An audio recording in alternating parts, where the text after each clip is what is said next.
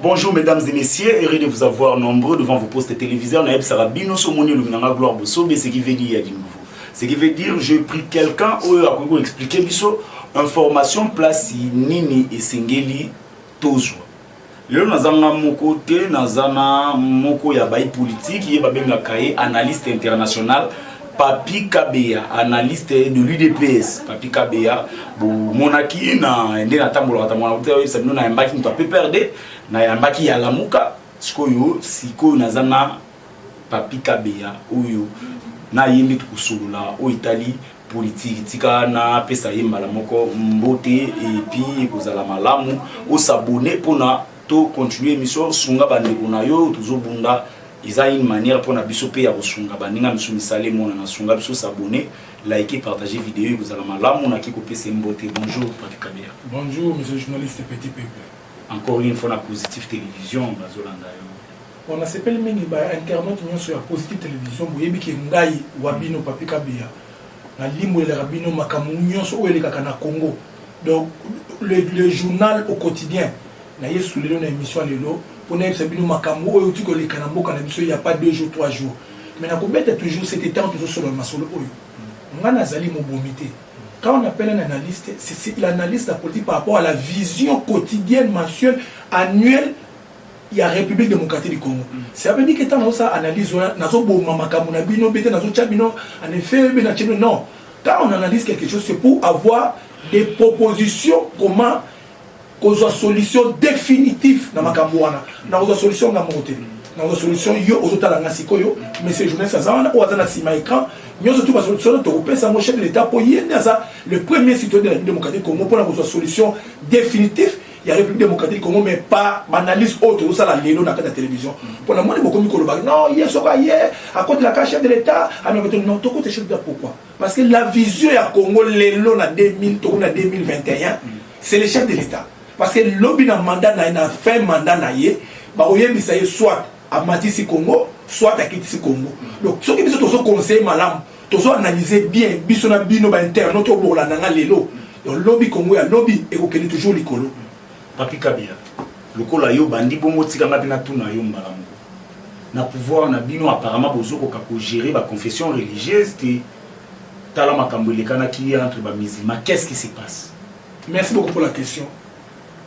Ba musulman beaucoup limbisanga na ya ko pona critiquer ba musulman mais donc on a senga bino na bino na religion na bino pour tient un peu de l'ordre parce que tout le monde qui ba catholique ba tout fêter Pâques ba senga qui peut autorisation ba se rassembler ba fêter n'engza na kala ta mo senga zala ki ya na 20 mai.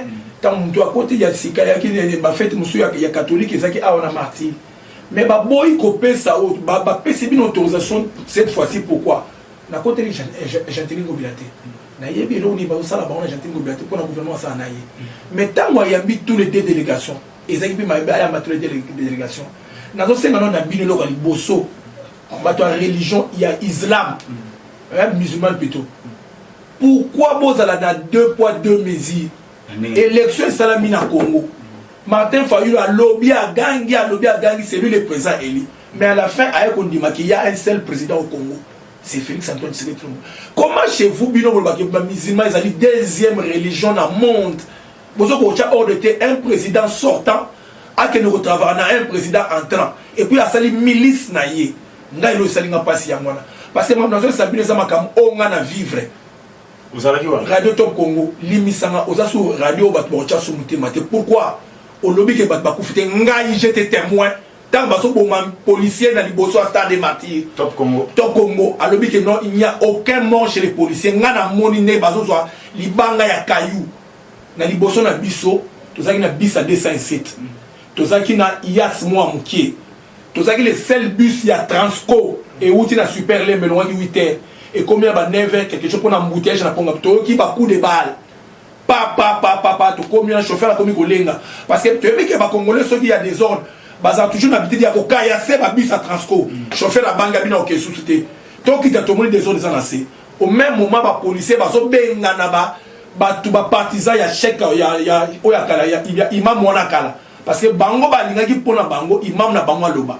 ya Sikape ya nouveau oya Youssef balingi aloba et créer un sida babandi ko benga na passer bakanga des stade de martyrs parce que faut pas réflexionner parce que ba match nyo sur biso kebeta na Lubumbashi bino na désordre na bino bosala ki jour wana bolinga nini bo panza bo souvent ba keno ça de martyrs bete Congo alors ça na ba match to bete ba jeune ça sous terre bo bolinga ibongo ya moment de pour ba politique bazali pour le service ya peuple na ba bien nango ba benga na ki ba na stade na ko bima na bango le malheureux na le malheureux policier aye wana yebakte azo ke le détachement na yebis ni solo o nga na yoki na top Congo te ni solo nga moko ba internaute na kati ya Transco na oke ville o na saka musala to saki ba to ebele to moni policier wana azo sata ba abimi bo ya yebakte taba ba mi ba bitala policier mususu yeyo to ça la revanche na biso azaki ne mwana mukie il faut aller na ba 26 ans 25 ans 24 ans balandi akimi amona ki 207 moza ki na sima na biso et devient biso po ekende ate amoni ndeko na ya roulage ati teli na kata ki ye moko abi ndeko sali sanga na kende abi teke désolé ça na moni bato basa mal intentionné biso to temi liba to tala événement ba boyi bakimi akueyi tango akueyi akueyi pemeni ya ias ya jaune nde bazuye wana batande biso to moni ba la bazui libanga ba bête na mutu ba panzi na mutu boko kufa na inga ça me regarde pas mais film on a des transport appliqué crise à quoi ya on va dire ça va intéresser ba soyer mais nga nazolo ba lelo est-ce que tu continues pour vraiment la religion islam pour résoudre vos problèmes il faut battre ba kufa pour résoudre vos problèmes il faut toujours s'entretuer ou bien pour que l'islam qui est bien à Congo faut pas ça dans deux présidents non je ne suis pas sûr pour nanga nazo senga na ba haute autorité musulmane au ba hôtel son Arabie Saoudite na Qatar ba ça la commission ba kita na RDC ba si salikambo il y a deux présidents na l'église pour comment le lo ba pakistanais ben ba mo sabela koto yo pa musulman ba libanais ba comment koto yo ba non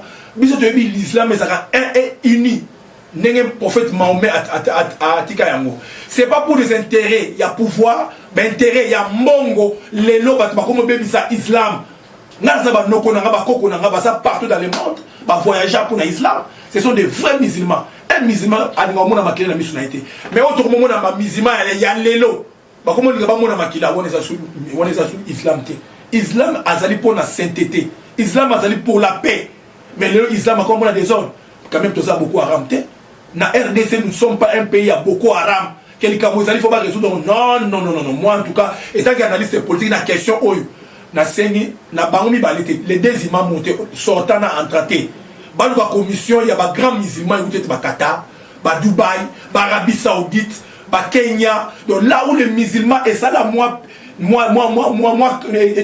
libanga ba sali commission ba yé na RDC ba pesi bango sal ba bengisi parti oyo ya imam akala ba bengisi na oya sika on trouve une solution babi mboa azaka na mutu moko maketo za makolomi ne me ala ndaka senzela moko to boy ki à la longue à partir de l'islam désordre moko rébellion sécession et le comment ça peut tout le monde en place tous à partir église et que moko ezala divisé il y a autre senga na ba haute autorité il y a ba musulman autrement appelé il y a islam ba aider biso fatia za musale belé déjà na est belé ozo sala ako kamba makambo est tellement ba musulman ako kate tala wuti na katanga azo pe maté bo pese musale belé te mona bato azana na deuxième mandat ozo selaye il faut à convaincre il y a convaincre na mama musulman te l'église il y a islam c'est une grande et ancienne église c'est pas le fatia ordre mais il a de l'autorité parce que à sa président il y a RDC so lobi bo yoka mais azo nga nazo senga na bino na place ya chef de l'état bo tikaye à résoudre makambo mususu ya on a senga ba haute autorité ya on na média on a type sabino na internet na bas bo s'abonner nan ba na pena ba vieux ba petit ba grand-mère ba tout ça ba na Europe na ba musulman ba olanda nga héros bo luka commission bo sala bo bongisa ba bi quand ça brûle la maison chez le voisin ba c'est caractère non c'est pas la fête tout ça la fête mais tout ça na bino bo harmoniser l'église na bino pour que les parce que c'est une belle église mo ezana makambu ya bien mais bon tikate ba infiltrer bino parce que batonga na mona ki jowana o ba bete policier libanga na suite baza ba musulman et quand ça baza ba kuluna mais balati batebate na bino barabe pour basa buso ba mais papi ka donc conseil pas kanisa que non makambwana ils a politisé c'est ce que je veux dire yamana bi parmi les deux imams wana il faut ça ya kala muto azo comme ça mo politisé bon je m'excuse monsieur Zayete mais pour comme c'est le ko politisé nazo senga na bino ko politiser le ko et sengande mabe parce que tant ba besoin décision vous à l'époque le maréchal Mobutu na église comment on dit église catholique église témoin de Jéhovah bah si pendant au moins 1 année ou 2 ans bah ça l'activité parce que bah n'a pas politisé et témoin de Jéhovah donc la ligne le quoi et c'est répéter les lunettes et ça on a bien été malgré ensemble dans l'église nanga o yangai mais na olingate le quoi c'est répéter yango nazo senga na bande ko nangai o baza ko landa na ba musulman o yo baza na ba contact o baza na obédience ya likolo baluka haute hiérarchie musulmane ba en République démocratique du Congo ba trouver solution na deux parties wana dans ndako moko papa zalaka moko jamais to mona na ndako au place mama azali papa zalami balé na ndako moko et senga bana ba kufa sorti bala e bala na nzala donc on sengi pour na dossier wana dernier mot nga ezala boluka solution pour qu'il y ait la paix en République démocratique du Congo. Raison pour laquelle nous avons de la Bino pour s'abonner à Positive Télévision. Parce que ah bon nous avons l'information na temps réel papi Kabila. Qu'est-ce qu'on peut attendre na sima discours en Konzambo kata mazoloba qui ba télémé apesi félicitations à la population ya Katanga ndenge ba téléméli ba oyo bazalaki na mutema mabe na makanisi mabe. Là on fait allusion à qui na banane. Merci beaucoup, M. Jones, pour la question. Je crois que le régime passé, ça lit presque 20 ans. Quand je dis 20 ans, 18 ans, il y a règne Nabango. Il y a 2 ans, il y a règne Baki en association avec le président Fatim. Dis-moi, qu'est-ce que ces gens Oyo Yebi, Longola Papa Kimwa Koumonza, qu'est-ce que ces gens ont fait pour les Katangais? Tous les gens, M. journaliste, moi j'ai mon petit frère qui travaille là-bas. Dis-moi, qu'est-ce qu'il a fait pour les Katangais? Et il a régné même base parce qu'il y a des base naïe autorité morale là-bas base naïe n'a pas la télévision pendant longtemps à combat battu autorité morale il y a battu et X au bas travail 18 ans presque 20 ans qu'est-ce qu'ils ont fait pour les Katangais il y a aucun qui te rend le bagina le bachima mamboza qui malamu oh tu kolanda président au lieu kolanda na KCC autre soit na KCC na ba mine wana na kamoto on la ndenge ba travailler bazo la misère. Ils sont maltraités, mal nourris, mal payés. Bah, c'est un chef de l'État. On a un chef de l'État ici, on dit. Avec tout ce qu'on vous fait du mal, si vous ne vous sentez pas à l'aise, dites-le moi. J'ai des services. Maman, Fifi Masuka est là. Maman, Fifi, n'a évité ceux qui vont élever dans le cadre du gouvernement. Pour nous, président, je crois que maman a eu chance. Il y a des gens qui gouvernement intérim. Il y a tant de président. Ngai, le président a dit bien, n'a pas eu de sommité. Parce que yo yebinga na yo obano tu n'as pas question ya bakatakatanga ils ont dit des vérités ils ont été mandatés par Batouana ya oba dirigeant 18 ans donc ça la religion Batouana ça mais président na ikomo na bango te na yebi ke ça bango papa na télévision ba autant comme Batouté mais babi na français qui c'est ça morveux c'est mouche donc ba yebi et loko papa ndoko ça papa et ça que moi katanga limi ça ko na total na misu moi katanga ba katanga sera divisé à l'époque un monopole à la République d'Isaïe à l'époque. Le Congo. Qui patati pata, français patati pata, donc tout le monde voulait s'accaparer du Congo. Mais aujourd'hui, il y a l'unanimité, il y a Américains. Quand on parle des Américains, c'est la communauté, la première communauté, dans la communauté internationale. Les Américains, les USA, s'accaparer dans la RDC, on a Mobutu pendant 32 ans. Donc, avant il faut américain bandima parce que au moins dans la seconde le Katanga est comme un secret il faut frapper bien des zones bon on a évité les gens beau rêver on a beau rêver pour avoir Katanga président dans sa président Union africaine combien d'États dans l'Union africaine il y a 55 États parce que le ministère de la défense il y a 55 États tchango na Congo na évité bateau so ba ata ba na mbongo avant ça na faut ça un allié na pays à l'extérieur. Malaxi bino que président Zambia Malaxi bino que aboyi na makambo aye pa fati ba solo li fati ke pa na ye alakisi place ba faye uta na Malaxi na Zambie ba na président Mozambique na président Tanzanie na Zimbabwe plutôt donc c'est pour vous dire que wale ça ba rêve ya kala on a Congo à l'époque Katanga ni yetu le Katanga c'est ya Bakatangé, mais avec un président de la République qui est le président Félix Antoine Tshisekedi Tshilombo, qui a une vision pour eux. Dans la Siko, les Chinois, des Basoni, na Moulongo, les Chinois, Bendié, Pakistani, Balançon, pourquoi? Yuma a le vérité. Yuma, c'est un monsieur journaliste. Yuma, c'est un Yuma, c'était le numéro 1 de l'autorité morale là-bas. Bazongi Nanzela, il a. Bazongi ko fout à peuple les Congolais, à ça la rapana na bango malam, n'enge population 5 ans. Bazongi Nanzela parce que quoi, Fatia Baki, so yeb singa vérité. Oh, population ba si tama mbozolo ba papi. C'est une bonne question. Nabi Bazongi na ça va marcher. Monsieur journaliste, Bazongi na ra, ça veut dire quoi? Bazaki na système na bango, ya ko ça le système na bango. Fatia c'est ba on a Kenya présent. Je vais déboulonner le système. Nenga ye na Katanga wana Bumbashi. Na kolwezi aye ko déboulonner siko les soins ça ba professeur soit ko déboulonner na Katanga ça veut dire quoi système que ba mining ezaka na 80% la République démocratique du Congo na batune ba zwaka ba royalty et sili biloko wana to komi bango 50% biso 50% je crois Hollandi bien na kolwezi na KCC na kamsi aye bisi ba japonais ba chinois wana monsieur c'est fini les anciens systèmes avec moi. Nous allons travailler 50-50. Vous, vos 50%, nous, nos 50%. Mais je viens de parcourir toute la ville. Vous n'avez rien construit. Il n'y a pas d'école, il n'y a pas des hôpitaux, il n'y a pas d'infrastructure routière. Donc, si vous voulez continuer à collaborer avec le Congo, il faut y construire des écoles, faire des hôpitaux. Parce que vous ne pouvez pas collaborer avec le Congo pendant qu'il y a des badauds, les gens qui n'étudient pas. Il faut faire des grandes écoles, des universités. Monsieur, Nabi Abazon n'attend pas si le président dit maintenant, c'est maintenant ipso facto. Le contrat a démarré. Si dans 3 mois, 6 mois, tout le monde est monté, c'est fini le contrat. Qui va souffrir? Bang va souffrir. Parce que Bang va miner partir. La base aura minéré à Congo. Si vous voulez prendre les minéraux du Congo, ce n'est plus par les sangs. N'est pas ici, lobbying à l'étranger. Les Américains, surtout les Anglais, là-bas, président déchu à Kala. Il y a Angleterre, il y a États-Unis. Bang va à la base, à le Canada Est. Aïe, Bang bien. Si vous voulez avoir les minéraux du Congo, passez par chez moi. Je vais vous envoyer au Congrès. Si le Congrès accepte, on ratifie les contrats. Vous aurez les minéraux, mais sans le sang des Congolais. Non. C'est l'aval vient. L'aval. Par moi. Non, pas. J'ai dit par le chef de l'État, pas par moi. Chez le chef de l'État. Non, c'est ça, non. Le chef de l'État par moi. Oui, parce que lui va. L'institution. Non, le Congrès. L'aval qu'on va accepter le projet, c'est le président de la République.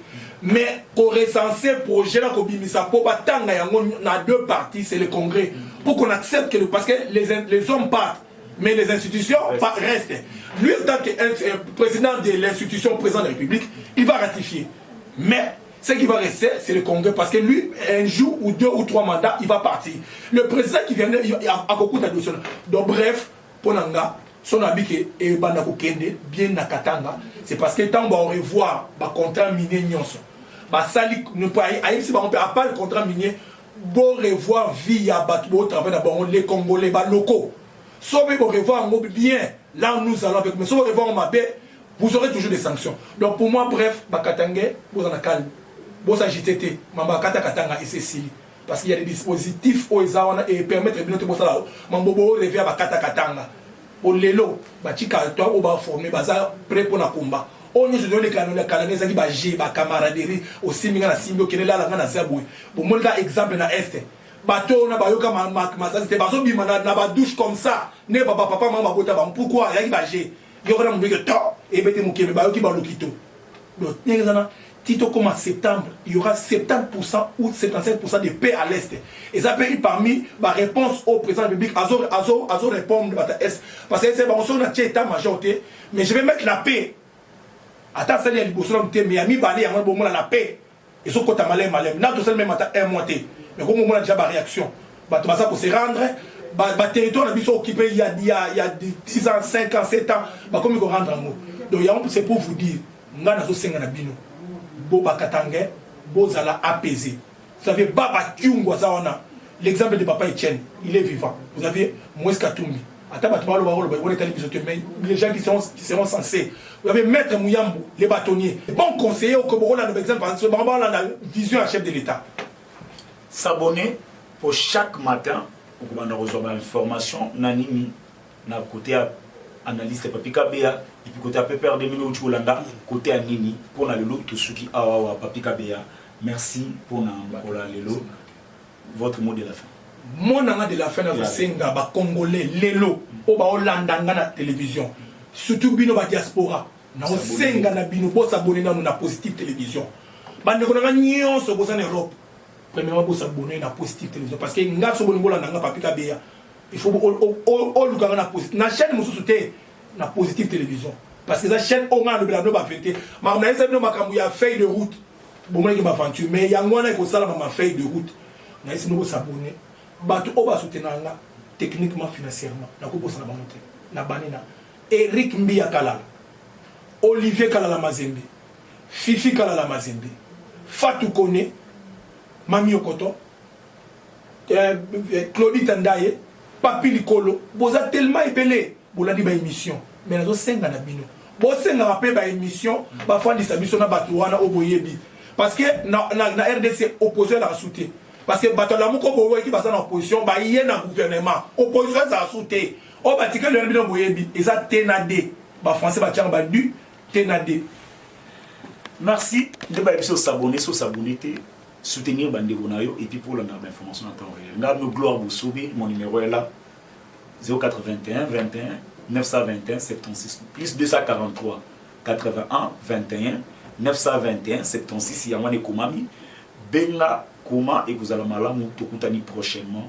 Junior Mutazala qui wana yimta monter, yimta filmer, yimta monter le réalisateur complet il y a émission tokutani prochainement. Ciao.